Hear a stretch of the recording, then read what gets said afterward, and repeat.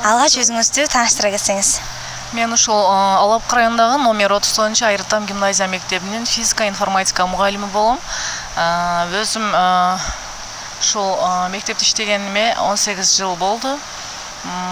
Андан бери ушул силерге окшогон көпчүлүк кыздар менен, окуучулар менен тил табышып, ошолордун бардык көйгөйүн, ошондой эле алардагы проблемаларды чечкенге,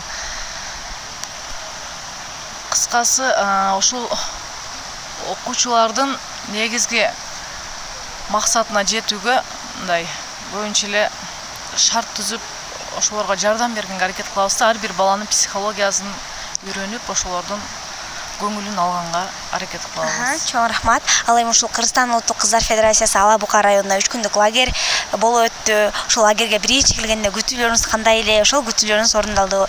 Ошолор жөнүндө кыскача айта кетсеңиз. Бул лагерди уюштурган ошол Кыргызстан Кыздар Федерациясына терең ыраазычылык билдирем. Анткени мен эмнени байкадым.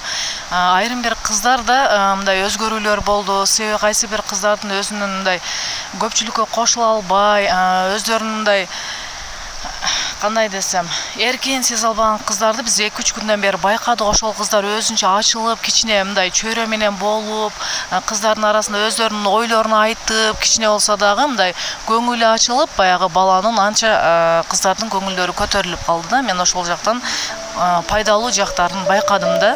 Демек, бул кыздар үчүн көбүрөөк биз көңүл бурушубуз керек экен. Чоң рахмат. Ал эми ушул лагерь сизге эмнеси менен жакты, күчтүү жана алсыз жактарын айта кетсеңиз. Бул лагердин жаккан жагы, демек, кыздар бири-бири менен таанышып атат. Ошону менен эле бирге ошол эле учурда кыздардын кандайдыр бир кыздарга болгон мамилелери оңолуп атат. Алар өздөрүндөгү жок нерселерди мына үйрөнүштү. Ал эми өздөрүндөгү жаман сапаттардан арылышты.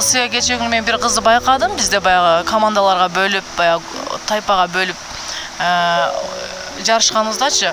Ошол кыз биринчи көргөндө өтө мынтип эч кимге кошула албай турган болчу да, кийин кичине баягы кыздардын чөйрөсүнө кошулуп, бир аз бийлеп, өзүнүн ойлорун айтканга, мындай кыйла аракет кылып, жөндөмдүү боло баштады да.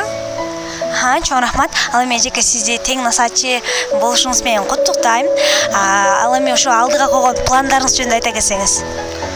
Алдыга койгон пландарым эми ошол биз педагог болгондон кийин ошол негизги максат ушул балдардын психологиясын окуп, психологиясын эми ар бир бала менен өзүнчө жекече иштөөгө, мына ошонун ичинде эле көбүрөөк мына биздин кыздарга көңүл буруп, ошолордун маселелерин чечкенге аракет кылуу, алардын көйгөйлүү маселелерин ата-энелерге кошо түшүндүрүп алып кетүү да негизги максат. Чоң рахмат. Мындан кийинки иштериңизде да ийгилик каалайбыз. Ар дайым сиздерди ийгиликтер коштоп жүрсүн. Рахмат.